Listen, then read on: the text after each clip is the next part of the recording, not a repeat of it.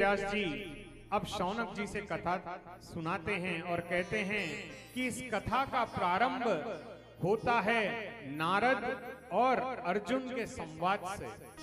एक बार की बात है कि अर्जुन द्वारकाधीश भगवान श्री कृष्ण के पास जाते हैं और द्वारका से कुछ दूरी पर वडोदरा करके प्लेस है। कौन कौन जानता है वडोदरा को?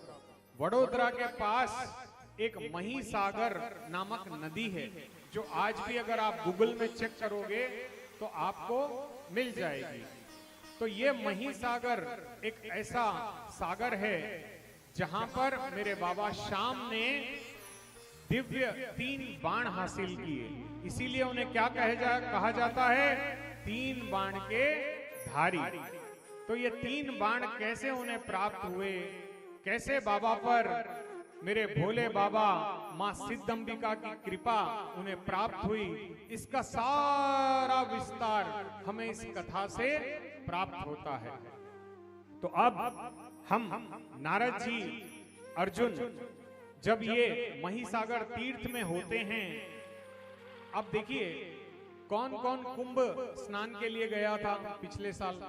हाँ, कुंभ में आप सभी लोग गए। तो होता यह है कि कुंभ में कोई भगवान नहीं होते, हमें सिर्फ क्या करना होता है? वहां जाकर स्नान करना होता है। वैसे ही ये महिसागर तीर्थ जो है ये बहुत सुनसान था। तब अर्जुन ने पूछा कि हे नारद जी, ये इतना सुनसान क्यों है?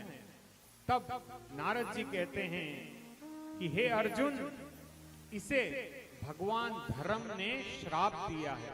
क्या दिया है? श्राप दिया है, जिसकी वजह से इसे गुप्त तीर्थ भी कहा जाता है या स्तंभ तीर्थ भी कहा जाता है। तब अर्जुन कहते हैं कि हे नारद जी, भला तीर्थ को भी कोई श्राप मिल सकता है? तीर्थ तो हर पापी के पापों को धो बहाने का क्षेत्र होता है। जैसे हम हरिद्वार जाते हैं, हर की पौड़ी जाते हैं, वहां जाकर क्या करते हैं? स्नान करते हैं। स्नान करने से क्या होता है? हमारे करोड़ों जन्मों के पापों का नाश होता है। जैसे आज भी यदि हम एक गंगा मैया की छोटे सा पानी का शीशा भी अगर घर में ला लें और घर के अंदर हम यदि उसको मार्जन करते हैं तो हमारा घर में कितनी भी नकारात्मक ऊर्जा हो वो सकारात्मक ऊर्जा में प्रवर्तित हो जाती है। इसीलिए तीर्थ जाने का बहुत बड़ा पुण्य हमें प्राप्त होता है। तो फिर इस महिसागर तीर्थ को श्राप क्यों मिला, मेरी ये जानने की बहुत इच्छा है।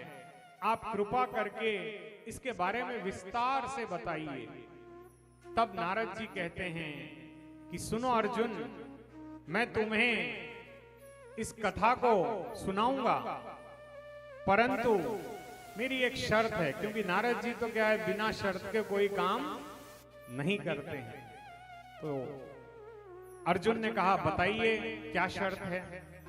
तो बोले मेरी ये शर्त है कि मैं तुम्हें जो ये कथा बताने जा रहा हूं ये तुम पांडवों से भी महान कथा है, ये तुम पांडवों से भी महान कथा है, परंतु मेरे गोविंद ने इसको गुप्त रूप से रखा है और ये केवल कलयुग में ही प्रकाशित होगी जब बाबा श्याम का दिव्य शीश प्रदान होगा। तो ये शीश कहां मिला था? कौन कौन खाटू नगरिया गया है? हाँ, तो श्याम कुंड पे गए होंगे आप लोग।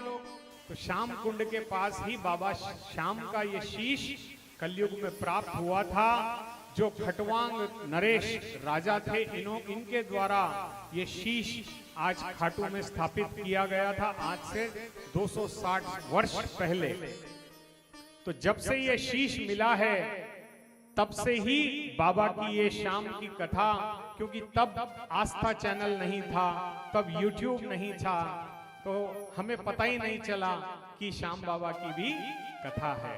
ये तो कलयुग का जैसे जैसे प्रभाव बढ़ रहा है वैसे ही मेरे बाबा की भक्ति भी बढ़ रही है, मेरे बाबा की कृपा हर घर तक पहुंच रही है। तो इसके लिए हमें क्या कहना चाहिए? मेरा श्याम तू है, मेरा मेरा श्याम तू है, नहीं मैं अकेला, मेरे साथ तू है, मेरा श्याम तू है।